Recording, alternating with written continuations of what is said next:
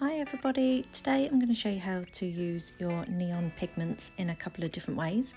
So first up, we're just going to give a coat of white magic curing for 30 seconds. Then using the neon pigments of your choice, I've got Mixtape, Scratch and Big Time as they're my favourites, and my P1 brush. And then just going to dab each individual pigment into the areas that I want it and blend them out slightly. Just really getting that pigment into that inhibition layer, and then just coating with original top coat for 30 seconds in the lamp. Secondly, if you want a better blend, I would use your matte top coat over your white magic, curing for 60 seconds in the lamp.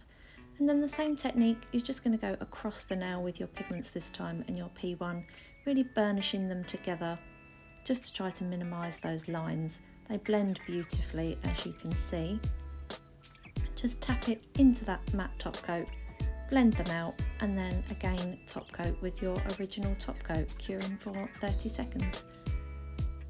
As you can see, I've added some additional black magic detailing just to give the designs a little bit more interest.